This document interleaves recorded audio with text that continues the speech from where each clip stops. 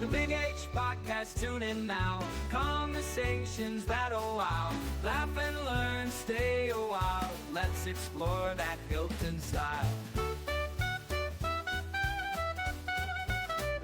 From the highs to the lows, every story just explodes. Mike's got questions on the go, diving deep from head to toe. Every week the guests align, sharing moments so divine. Stay with us, the pace is fine. Every episode you'll find. The Big H Podcast, tune in now. Conversations that'll wow. Laugh and learn, stay a while. Let's explore that Hilton style.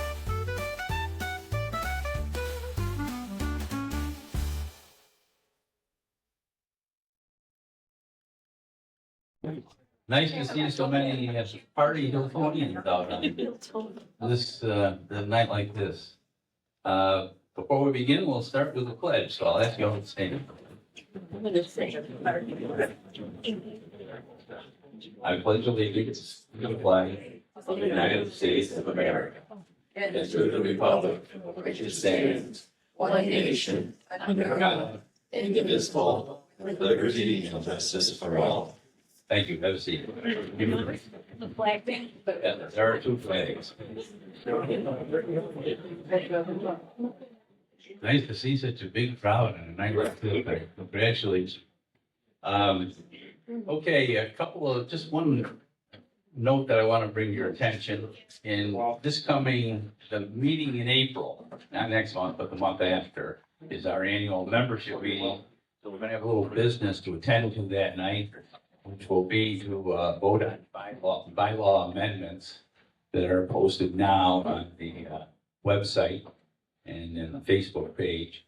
And if you have a chance to read those, it'd be nice, and you can comment or make suggestions to the board ahead of our meeting, which is in 10 days from now, and then they'll be considered then, and we'll get back with a publication of the final draft, and we'll vote on them that night. We also vote on officers and trustees that night. So all members can be here, that'd be great. Pay your dues ahead of time, and we'll be good to go. Okay, it's my pleasure tonight to welcome back Dan Cody, who's been here before, to talk to us about the Erie Canal. He had so much to say and teach us that we didn't have enough time to get through it all, so we invited him back by popular demand. So Dan, let's hear more. Well,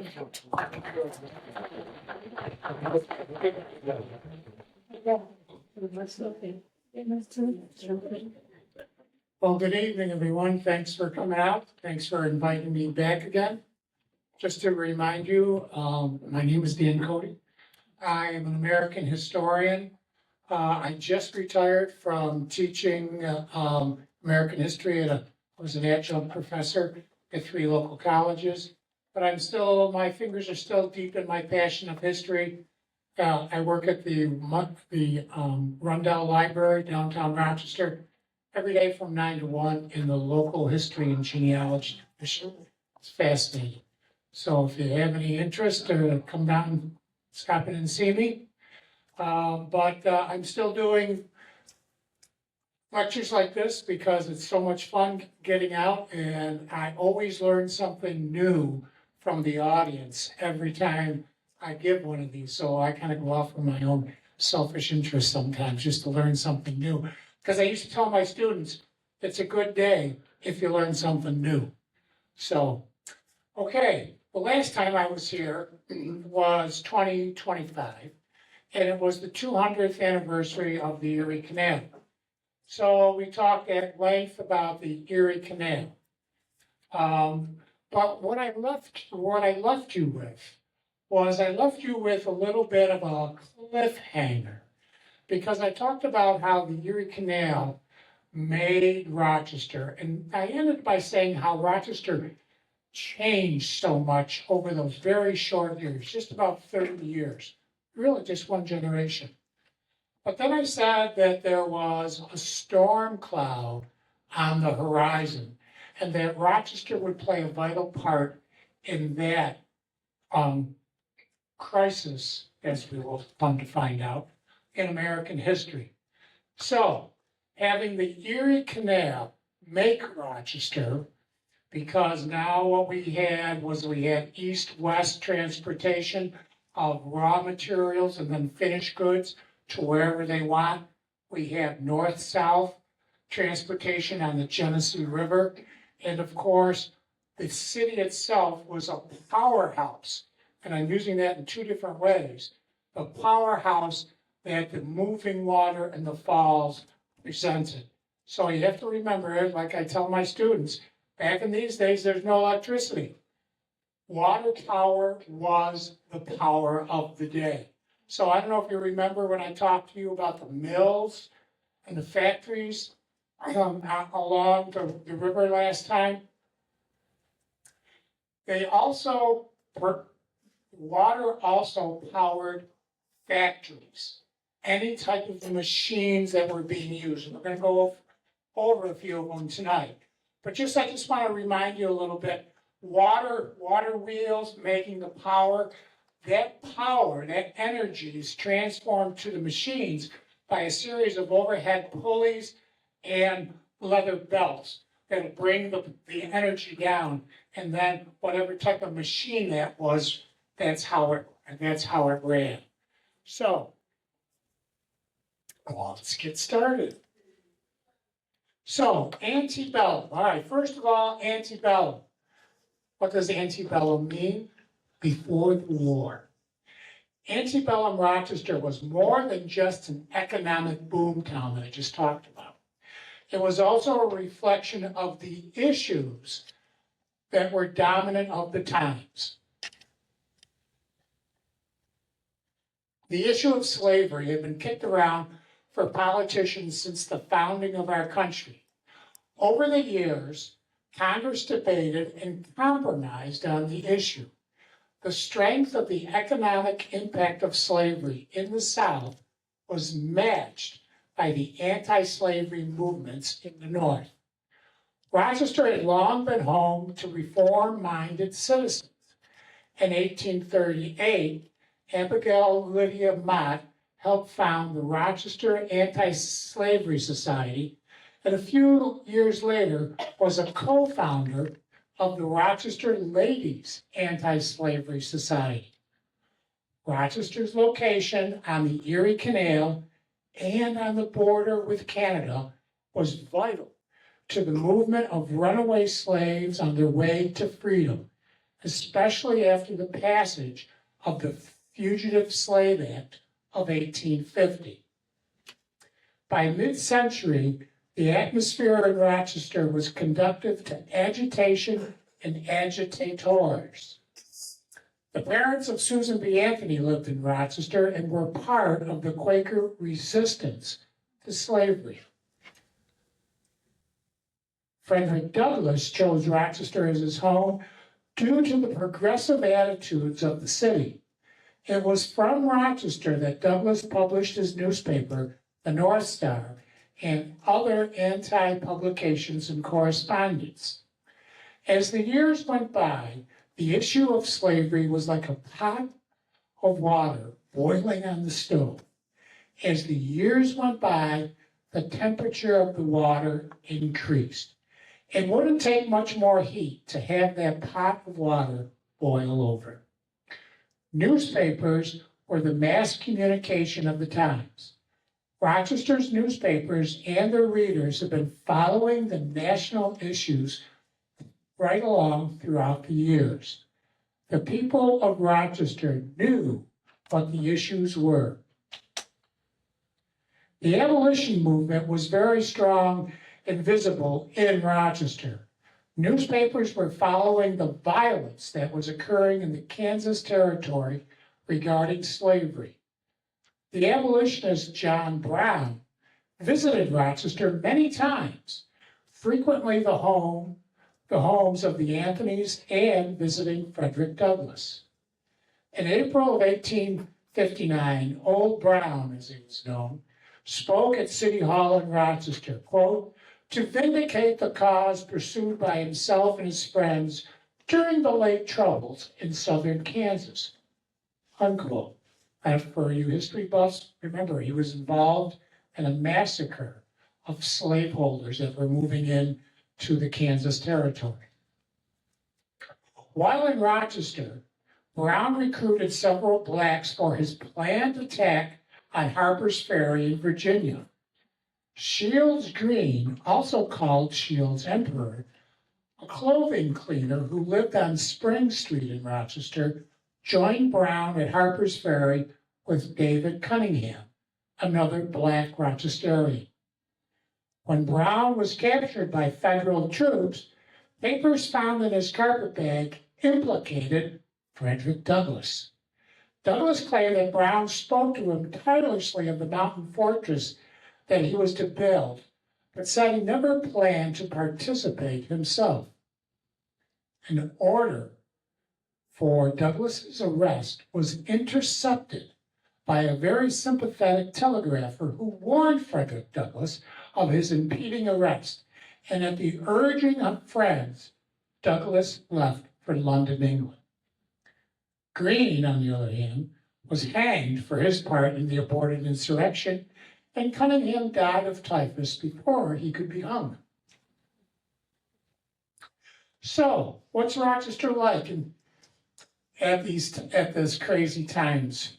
In 1860, the federal census showed that Rochester was home to almost 48,000 people, which was a lot of people back in those days. The presidential election of 1860 was the added heat that boiled that pot over. Abraham Lincoln ran on a ticket that called for the prohibition of the expansion of slavery into the Western territories. He did not call for the end of slavery, just the containment of it, because Lincoln knew a little bit about slavery. Remember, he's a Kentucky boy. He knows about it. He knows that cotton wears out the land.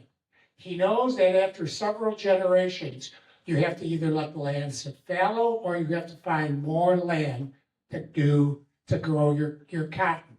So as you can see by the map up there, the Western territories are a prime example for the slave owners. No, let's not call them the cotton industry, the cotton economy, to move west, because why? They could. Climate is good, the land is there, and they thought that they were going to be able to be very successful out there.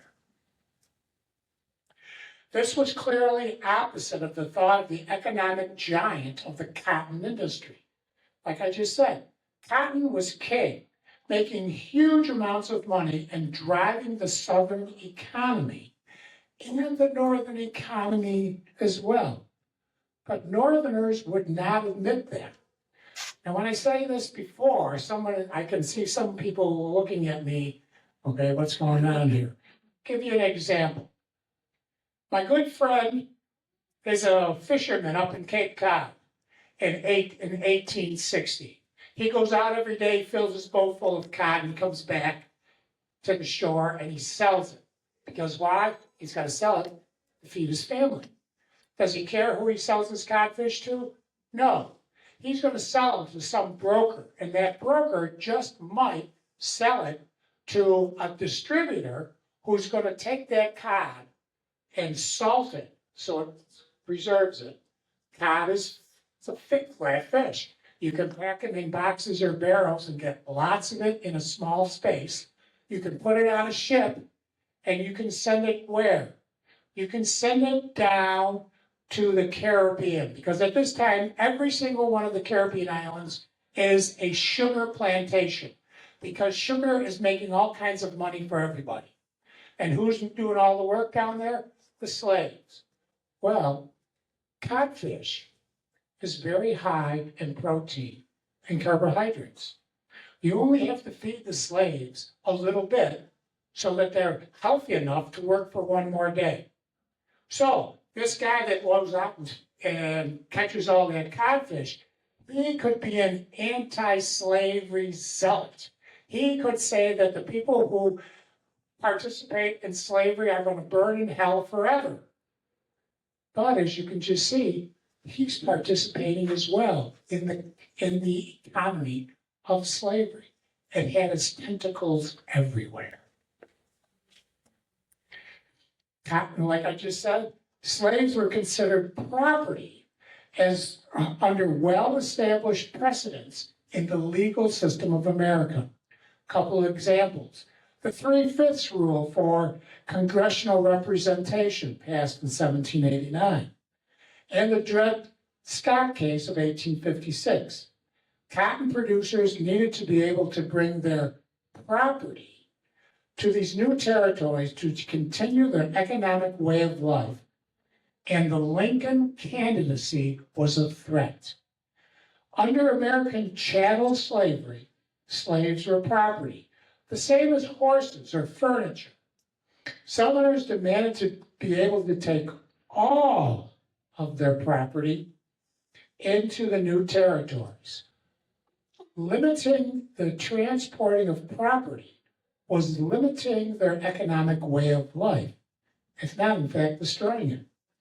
The idea of secession of those slave states and maybe possible war was discussed in all of the Rochester newspapers.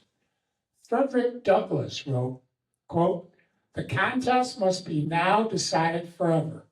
Which of the two, freedom or slavery, shall give law to this republic? Let the conflict come," unquote. Never before warned Isaac Butts, who was the editor of the Rochester newspaper, the Union and Advertiser, had the citizens of Rochester faced such trenchant importance as those of the election of 1860. New York Assembly Speaker Henry Raymond spoke in Corinthian Hall in Rochester a week before the 1860 election. He said he had heard that it said that the Republican Party is a sectional party, representing the North, and if elected, the South would have no representation. He claimed several Southern states did support the Republican Party, and he did not think Lincoln's election would result in disunion. The day before the election, the Democrat and Chronicle urged the citizens of the city to vote for Lincoln. It attempted to calm the fears that the election of Lincoln would result in the secession of Southern states. The paper said, "Disunion is dead, laid out, flat as a board, and will never be able to present any real danger."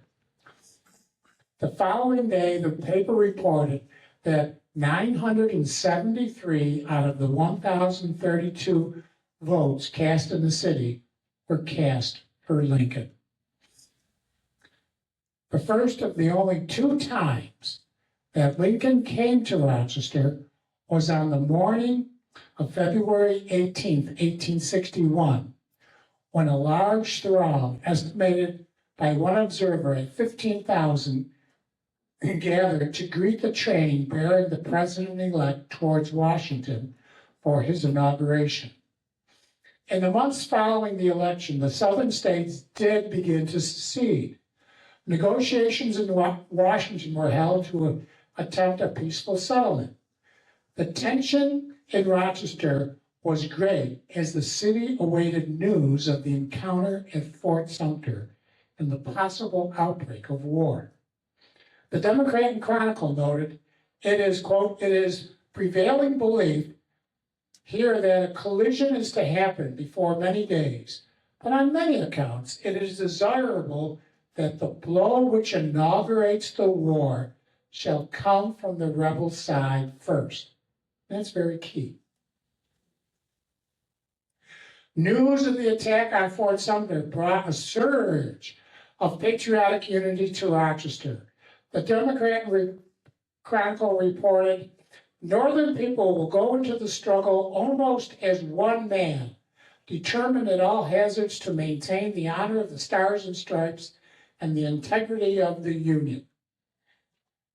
Rochester Mayor John Nash convened a public meeting at the City Hall, and thousands thronged to the streets outside. because they were unable to get access to the two packed halls inside. The assemblies resolved to uphold and maintain at every cost the dignity, honor, and greatness of these United States. President Anderson of the University of Rochester, long an advocate of forbearance, declared in a brief speech that the Rubicon had been passed and the time for action had arrived. After reading Lincoln's call for volunteers, Mayor Nash named a committee to raise funds for their dependents. Within a period of just 2 weeks, a total of $36,000 was raised. That was a lot of money for 1860. Very many impromptu parades of eager recruits marched through the central streets during the first enthusiastic weeks of the war. Local militia companies' leading officers soon recruited several volunteer companies for the infantry regiments desired at the time. By May 3rd, 8 local companies were ready to leave for boot camp. A cheering multitude of about 20,000 lined State Street as the troops marched to board the trains for training camps. An outburst of miscellaneous patriotic gestures marked the first months of the war. Flags were flown over almost every building. Soon the Liberty Pole and every telegraph pole in town was properly decorated with the stars and stripes. Various merchants offered gifts, one promising a pair of gaiters to each wife or sweetheart left behind. Swords and pistols were presented to popular volunteers at boisterous ceremonies staged by their friends. Local enlistments continued without interruption. 3 new companies left the city in May, and several more followed during the first summer. Many of these volunteers were dashing young men, free of dependents, but many others had responsibilities for which the $11 monthly pay of a private, or even the $60 promised to a captain, appeared insufficient. As the distribution of a $4 a week to needy wives soon strained the community's volunteer relief fund, the recruiting of heads of families was temporarily discouraged.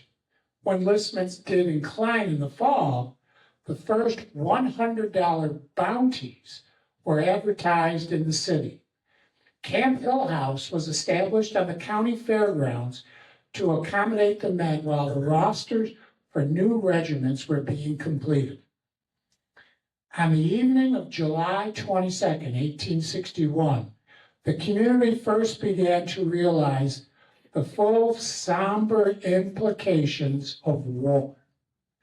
The Western Union Telegraph Office, located in the Reynolds Arcade, and the streets in the vicinity around it were crowded with friends of the boys in the New York 13th and other units known to be in the battle. A rumor of Northern victory soon gave way to the facts. Battle of the First Bull Run was in fact a rout of the Union forces, and the Rochester boys in the 13th suffered somber news. 12 were killed, 26 wounded, 27 taken prisoner out of the 600 in the units.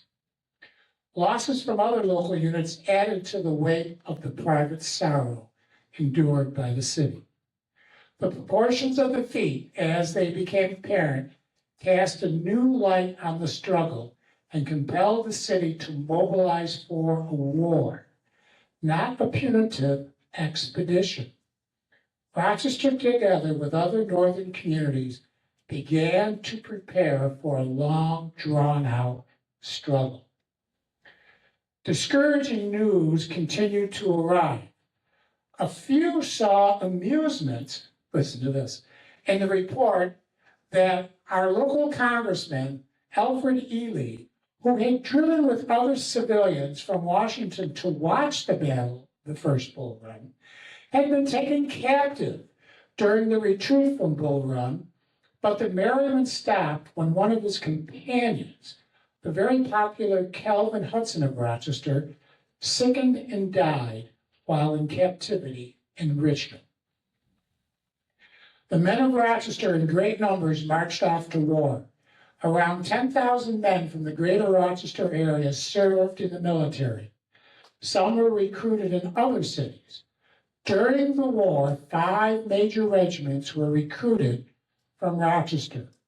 Along with the 13th Infantry, Rochester formed the 108th New York Infantry, the 140th New York Infantry, the 8th New York Cavalry, and the 188th New York Infantry.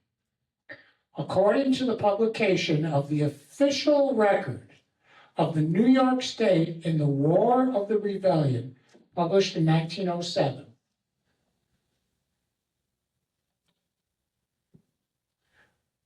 the 8th Regiment of Cavalry lost 68 men, 37 died of wounds of battle, and 219 died of disease. Now, kind of keep that in mind as we go forward. The 8th saw action in the first Bull Run, Battle of Cross Keys, and the second Bull Run. The 13th Regiment of Infantry, which was called Rochester Regiment Rifle. The unit lost 63 men killed in action, 22 died of wounds in action, and 44 died of disease. This is the unit that Henry Loam was the captain of Company C. Henry Loam of Bausch and Loam. The regiment saw action in First Bull Run, the siege of Yorktown and Fredericksburg. The 108th Regiment of Infantry, which was called Rochester's Regiment, lost 71 men killed in action, 44 died of wounds in the battle, and 90 died of disease. This unit saw action in Antietam, Gettysburg, and Petersburg, among others. The 188th Regiment of Infantry lost 23 killed in action, 14 died of wounds suffered in battle, and 53 died from disease. The regiment saw action at the Battle of Hatcher's Run, the Siege of Petersburg, and the Battle of Five Forks, among others. The 140th Regiment of Infantry, nicknamed the Rochester Racehorses, lost 90 men killed in action, 50 died of wounds from battle, and 171 died of disease. The regiment saw action at Fredericksburg, Chancellorsville, and Gettysburg, among others. No battle was so fraught with danger, so costly to city units, and so heroically won and joyously celebrated as the Battle of Gettysburg in July of 1863. News of the sweep of Lee's army into southern Pennsylvania brought frantic demands for a strong stand.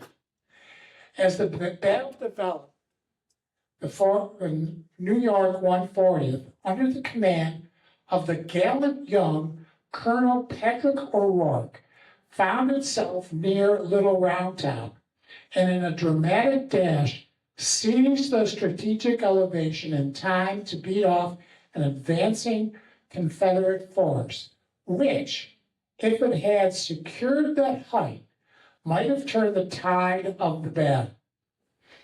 If you can see, he was in the Sykes division, and what he did was, if you can see Little Round Top, it's at the base of the line of fire for the Union, the blue there on the top there. And military historians have viewed it to say that if Colonel O'Rourke had not taken it on his own to secure Little Round Top, and the Confederates that did take that, they would have had a line of fire right down the Union forces, the Union positions. And keep in mind that the historians will credit the Battle of Gettysburg as the turning point of the war. And if that turning point of the war had gone the other way, maybe the war would have gone the other way. And there's a little caveat to this too, is that Colonel O'Rourke disobeyed orders. He was supposed to go up and support the Hancock division on the line of battle, but he saw that there was a need there and he went there. Colonel O'Rourke and 25 of his men lost their lives, but this action was part of a great victory. When the good news reached the city,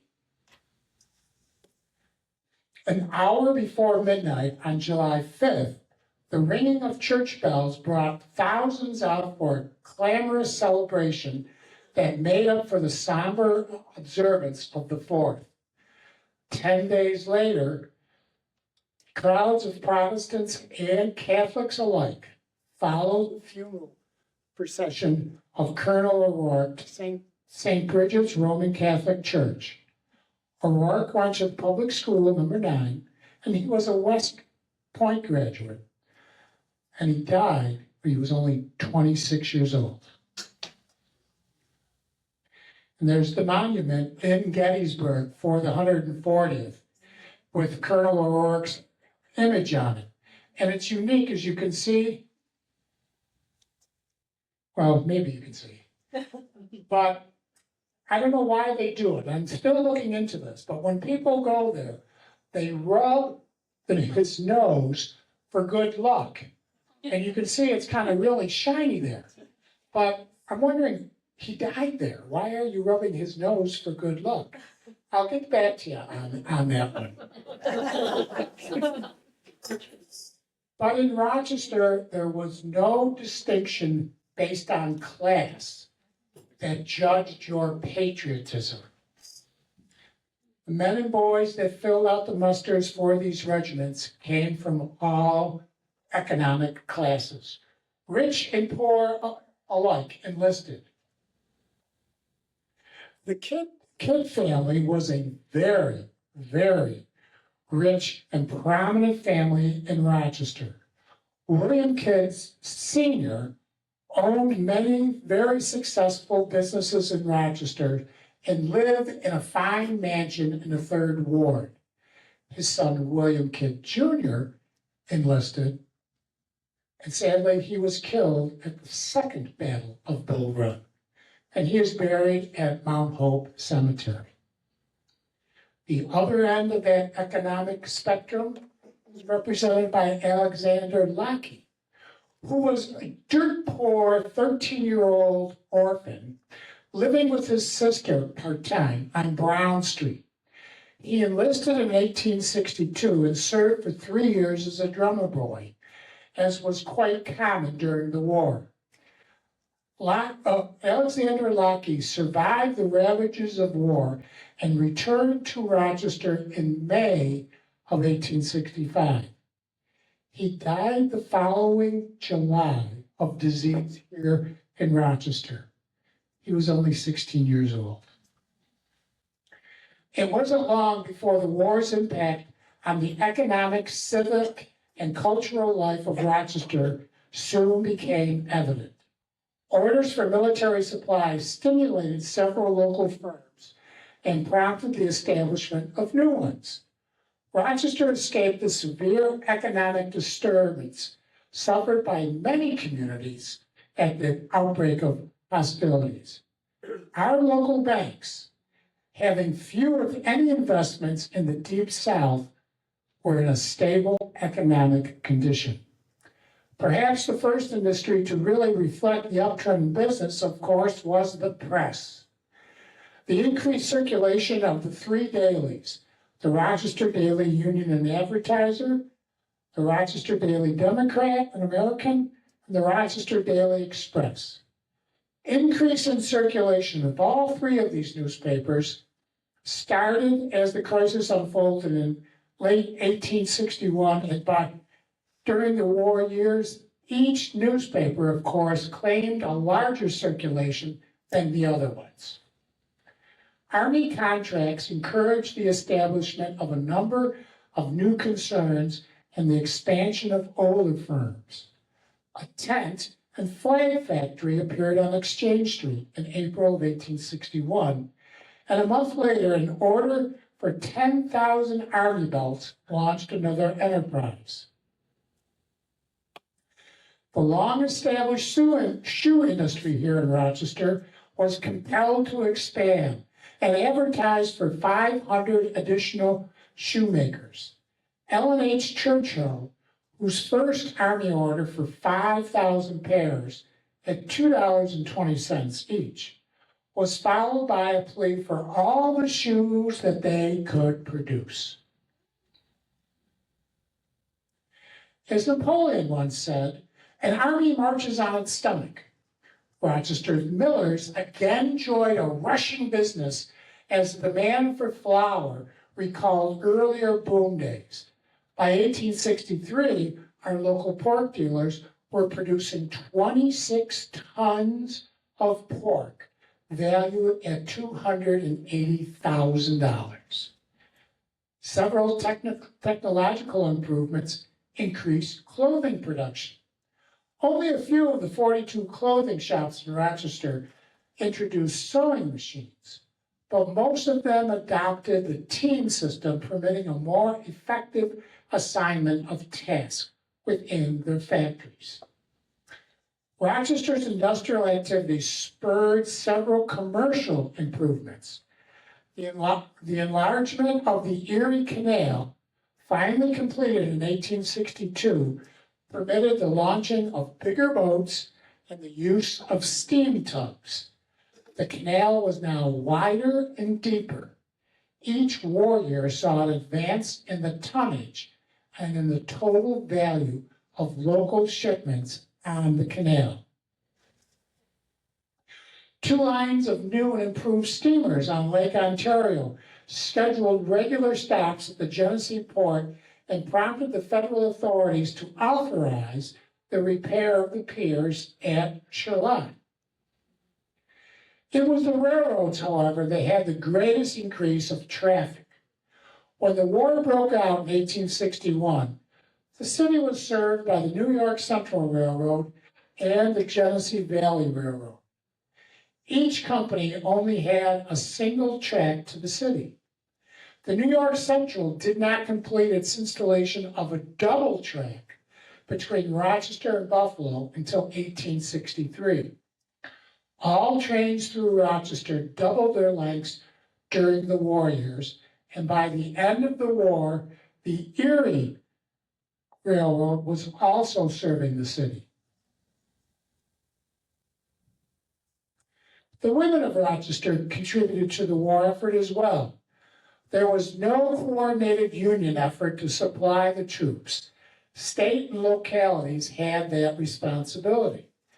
This effort in Rochester required both extraordinary organizational labor and physical labor that the ladies took on. A volunteer relief committee formed by patriotic women appropriated the sessions room in the courthouse as a sewing room, and their output soon included 700 shirts, 400 pairs of drawers, 800 havelocks, among other items considered useful to the soldiers. In 1862, the newly organized Ladies Hospital Relief Association formed to raise funds and collect supplies for the aid of sick and wounded soldiers. In the first year, the ladies sent shipments of 23 bales, 33 boxes, 36 barrels, and 41 other packages of needed supplies. Similar donations the next years in the proceeds of a special Christmas bazaar, which attracted thousands of visitors to the 13 booths set up in Corinthian Hall, netted over $10,000. A lot of money. These ladies, reorganized as the Soldiers' Aid Society, then raised an additional $2,800 and an encampment in the fall of 1864. A unique fundraiser was quilts. And I put this in here because my wife is a quilter. I mean, not do it. It was a double way to make money. Each square of the quilt was auctioned off. The winner could design what they wanted on the square. Some chose biblical verses and others patriotic slogans.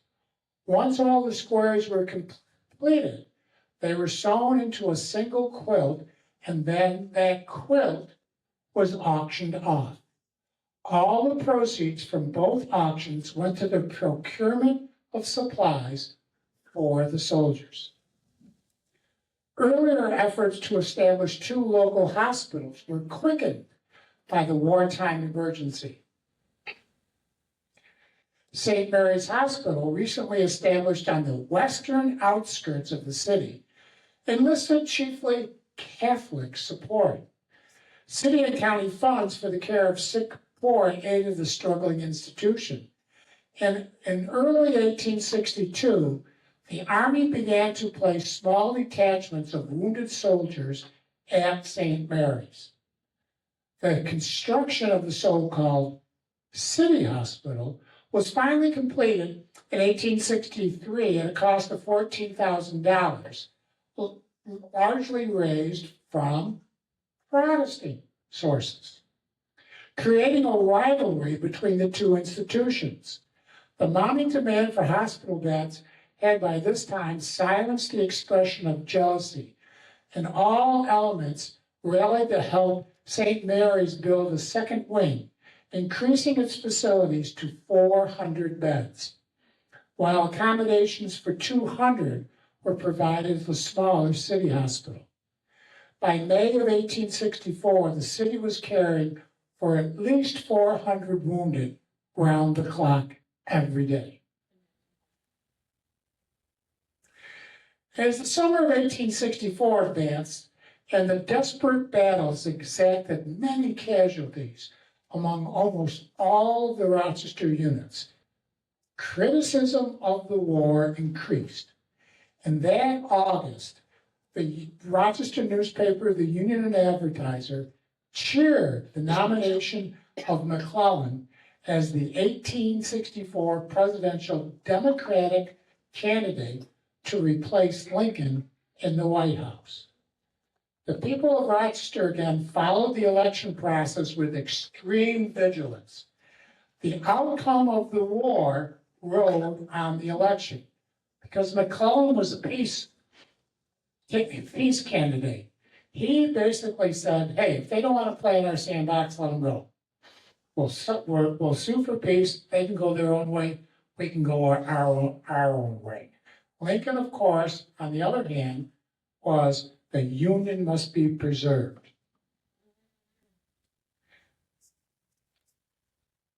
With the re-election of Lincoln, the war would continue until there was unconditional surrender of the rebels.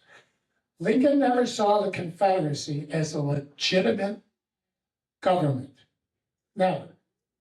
You look at any of the documents that were written right after it, or that one I referenced earlier, written in 1907, they'll always refer to that armed conflict as the War of the Rebellion or the War of the Insurrection. It really wasn't called the Civil War until the early 20th century, when we started to make movies about it. The armed conflict was an insurrection by rebellious states. And Lincoln stated there would be no deals. New calls for troops were met with great difficulty that fall as a strong feeling of war weariness set in. The announcement that Congress had passed the proposed 13th Amendment, or the Anti-Slavery Amendment, brought a protest from the Rochester newspaper Union and Advertiser, which declared, quote, It is no time to amend the fundamental instrument of the republic, unquote. The newspaper, the Daily Democrat, on the other hand, praised the amendment, maintaining that while it was obvious that, quote, not all Negroes were fit to vote, yet some standard other than color must be adopted, unquote. The other newspaper, the Daily Express, regretted the limited scope of the amendment and supported the organization of a Freedmen's Relief Association in Rochester to gather means and leadership throughout the North with which to help set up the Southern Negro on his feet. Lincoln's second inaugural intensified the discussion of peace terms. The Union Advertiser accused Republicans of the intent to subjugate the South. The Daily Democrat maintained that Lincoln promised peace and the readmission of all Southern states on terms of equality as soon as they laid down their arms and ratified the 13th Amendment. The Daily Express likewise stressed the conciliatory aims of the president, foreseeing an early peace and the reestablishment of a union which would guarantee democratic equality to all men. Fortunately, in the spring of 1865, the war was rushing to its final climax.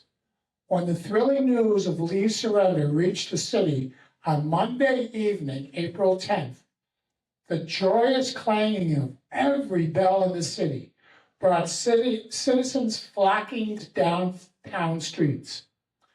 Bonfires were lit, rockets and guns discharged, and impromptu speeches were delivered. This wild celebration continued until 2 a.m. when a cold, driving rain drove everybody back inside. The hopeful prospect of a peaceful reunion of the states and a quick resumption of normal relationships and activities was suddenly shattered by the assassination of President Lincoln on April 14th. News of the tragedy brought grief concern to Rochester as to other communities throughout the nation. Rochester joined in the nationwide observance of Lincoln's funeral on April 19th.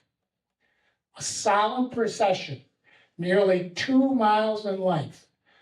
Observers quoted it as 50,000 people marched down Main Street to the courthouse where speakers eulogized the martyred president.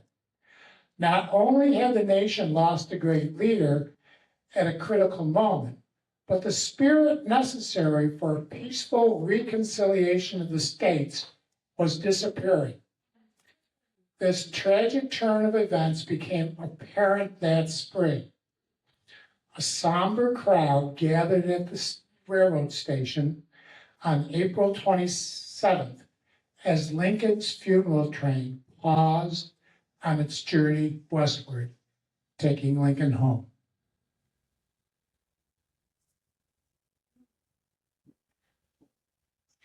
The long, bitter war was over. The people of Rochester played their part. Rochester gave its blood, its treasures, and its tears. The Union was preserved. Thank you. Are there any comments or questions? Yes, sir. What were people dying of? All the sickness? Do I want to know? Yeah. Okay, you gotta remember too, there is no antibiotics. There is no penicillin. If you got a little cut and it got infected, if it's on your arm, you're probably gonna lose your arm because the policy was lose the arm, save the life. So gangrene set in very quickly because even if the doctors were operating on you, they didn't know about germs. They never washed their hands. They never cleaned the instruments between people. So, yeah, really, good sound effects. It was just one mess after another.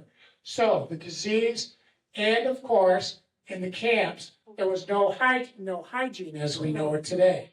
So dysentery was one that you would get without even going into battle. And then, of course, because of the times there was no inoculations to it. In the summer months, there was always the chance of an epidemic, yellow fever, cholera, typhus, something like that, going through the camps, where the men were crammed into very small spaces with less than perfect conditions. Yes, sir. How many men were lost in total during the Civil War? Total 600,000. It was the highest death rate of any war in American history. Is there a certain amount for the North and a certain amount for the South? Actually the South, in a percentage, the South lost more, but actual men, the North lost more. Because why? This is the 1860s. It's a mess over in Europe. People are coming over in groves. For those of you that have Irish ancestry, the Irishmen are coming over in groves. It was very common for recruiters to meet ships in New York and Boston Harbor and take them right off the ship because they promised them to feed them and to clothe them, and all they had to do was shoot at rebels. So they would do that. And if you think about it, the immigrants from Europe were not going to the South. Why? There were no jobs in the South for them because all the work was being done by the slaves. So go there, you're going to be poor, you're starving to death in the old country. You go to the South, you're going to starve to death in the new country because there's no job for you. They went to the North. Yes, sir. Casualty rates were different among all those units you listed.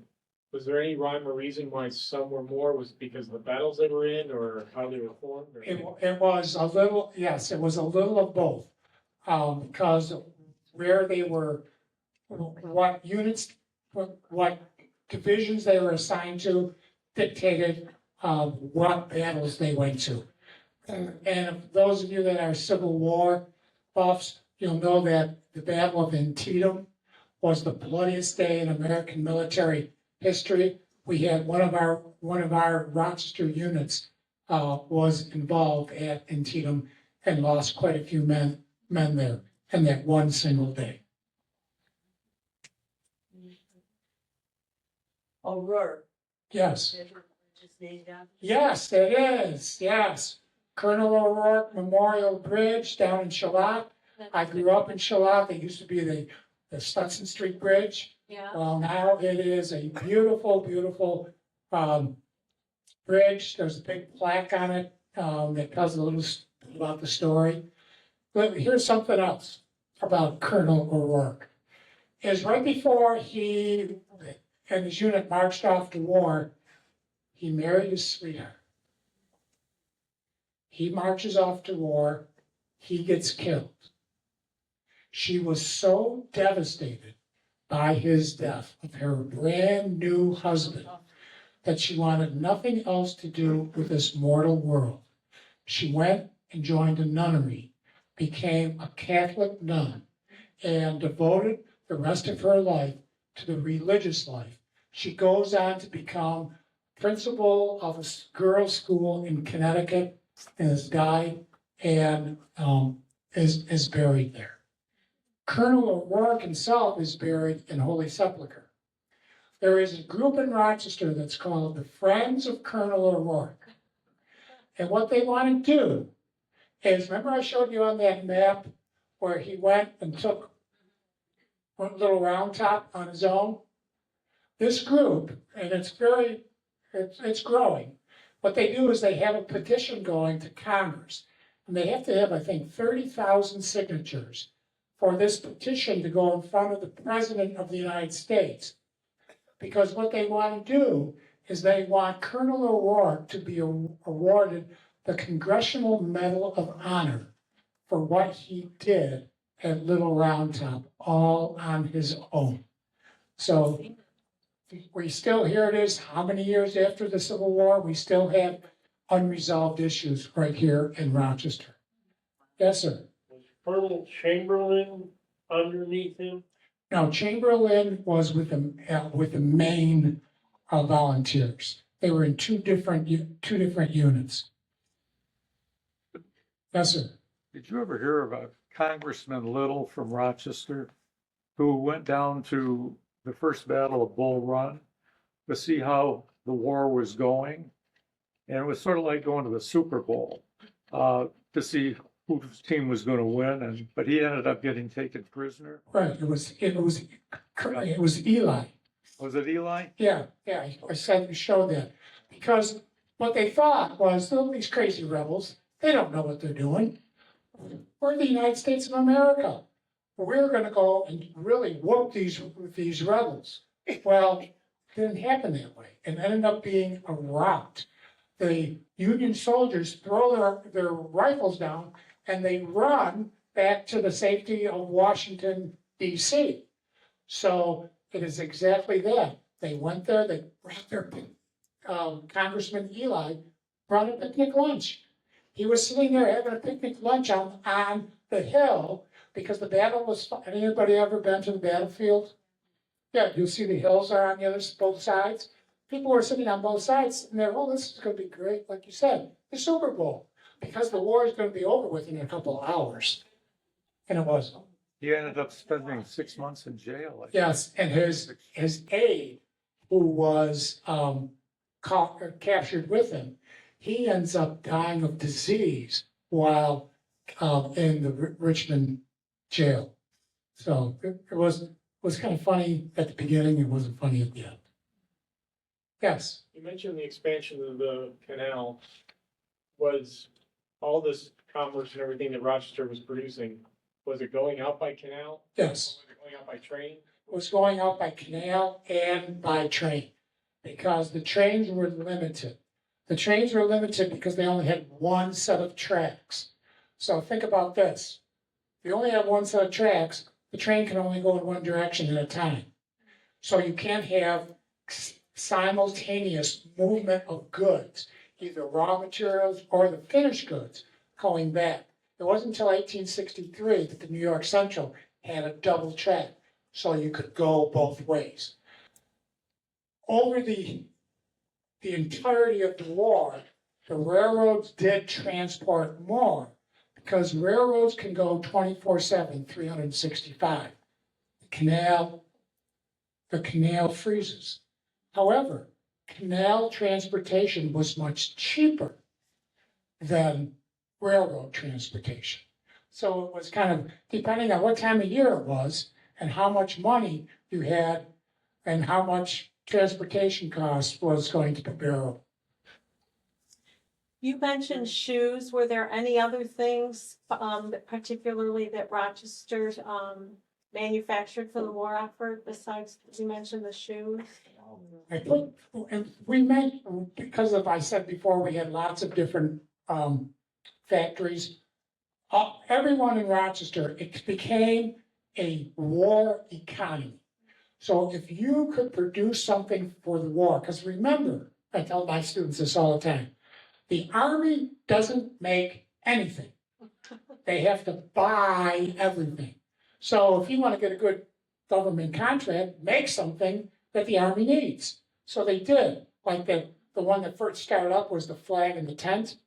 But I'm glad you brought up shoes, because that's my Civil War story. My name is Cody, C-O-D-Y. But my last name was really C-O-T-E apostrophe. It was French Canadian.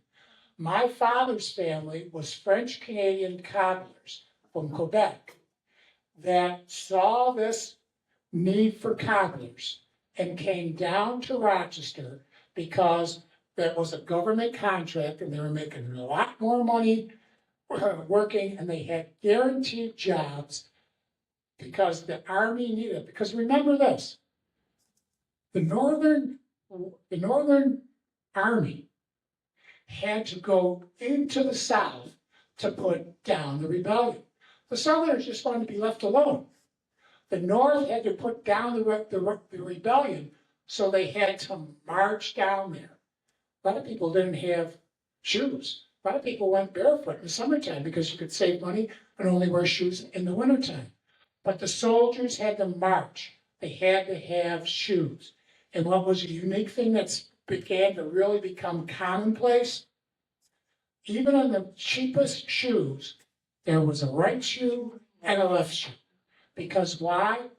Prior to this, cheap shoes were just a shoe. You put them on and you wore them until they fit into a left shoe and a right shoe. Well, you can't do that with soldiers who are marching 20 or 30 miles a day. They're going to get blisters. And it's like, sorry, Sarge, I got to sit down. I got a blister. That won't work. So what they did was they started making them completely right-footed and left-foot because it was a military necessity. Interesting. Would you comment on people that were going to be drafted but would get somebody to go in their place? Yes. There was a draft, and there was a huge opposition to the draft on it, especially when the war aims were not really clear. So what happens is if you got drafted, you had a choice. You could either go in or you could pay somebody to take your place. You could pay somebody to take your place. So it was, I think it started off as $50. $50 was a lot of money. So who is going to be the best person to become a substitute? Poor people, the immigrants that just first got here, because they don't have 2 nickels to rub together. Holy smokes, you're going to give me $50 and I'm going to go and they're going to feed me and they're going to clothe me and all I got to do is shoot at bad guys? Yeah, sign me up for it. Or what you could do is you could bribe the government.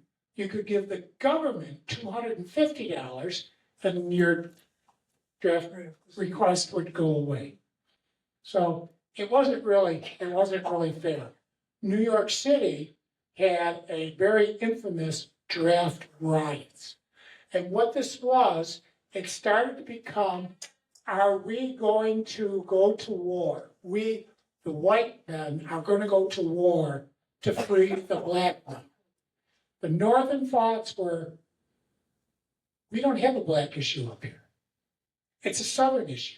Why should my son, my brother, my uncle, my father go die to free some black person?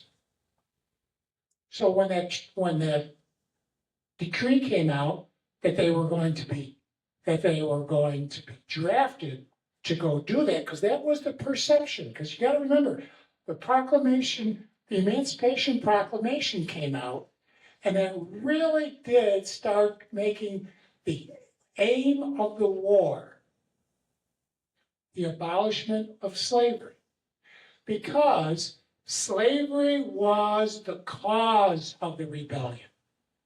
So if you remove the cause of the rebellion, there'll be never, ever another rebellion from the state, from that issue, because you don't want to treat the symptoms, you want to get rid of the cause.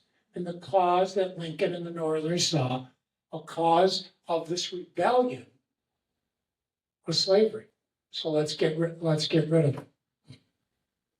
And for other political purposes as well.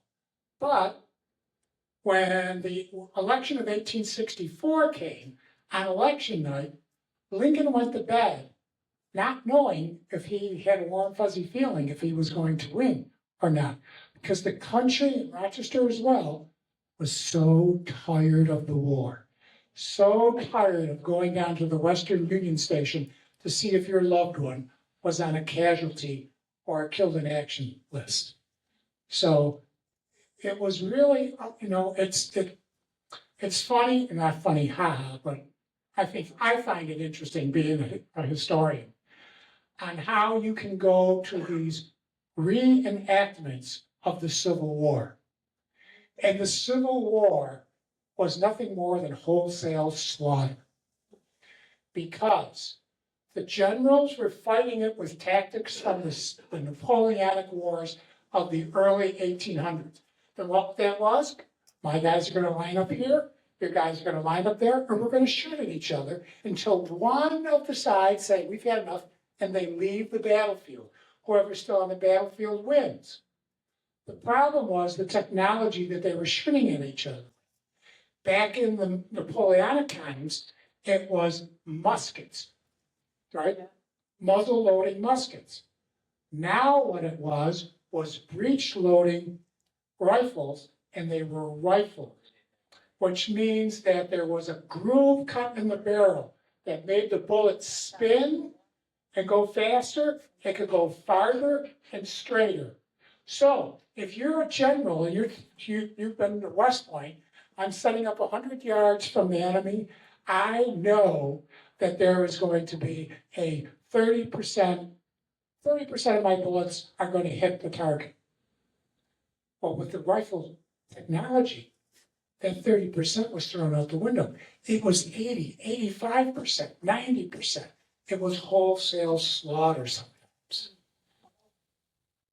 So it makes it interesting to me when you see these reenactments, and the farther away we are from war, the more we romanticize it.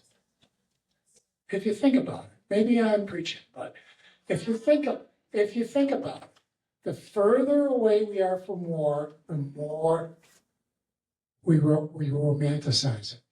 My area of expertise, my area of research is the turn of the 20th century, from 1898 to 1918. So of course the Great War falls into that time period. So I'm wondering, will I live long enough and the romanticizing of the Great War will start, that they will start reenacting the Battle of the Somme, where 60,000 men were casualties in 4 hours. 4 hours. Yeah, so it's something to think about next time you go and see one of these. It's fun, it's interesting. Yes, sir. Okay, so you broached World War One. At that time, the draft, there was deferments because of worked in agriculture. Yes. Manufacturing that. Did they see a lot of that in the Civil War that you didn't have to, you weren't forced into enlisting in the Captain so-and-so's company because you were making flour or you were making. Yes, yes, there was. If you were highly skilled, if you worked in the armaments factory, especially that one in Massachusetts, because they want to think of it a camp, for what they were making out Springfield. Yes, if you worked there, you were not going to get drafted. If you were producing huge amounts of flour on the family farm, you weren't going to get drafted. You might get your draft notice, but you're never going to serve because they're going to tell you to go home. Because that was going to be your job during the war, was either stay in the factories or stay on the farm. Okay. Yes, I'm back. Did the South participate in the election of 1864? No, because they by 1864 they thought they were their own country, and it's interesting too is that Abraham Lincoln was not on the ballot in the majority of the southern states for the 1860 election. They just didn't say, we're not going to even vote for this guy. He's a nut job. All right. Well, thank you very much. I appreciate it. The Big H podcast, tune in now. Conversations that'll wow.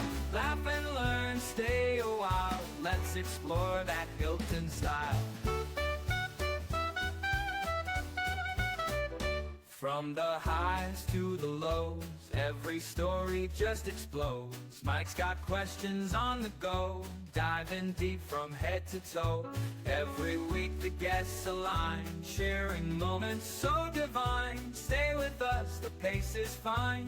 Every episode you'll find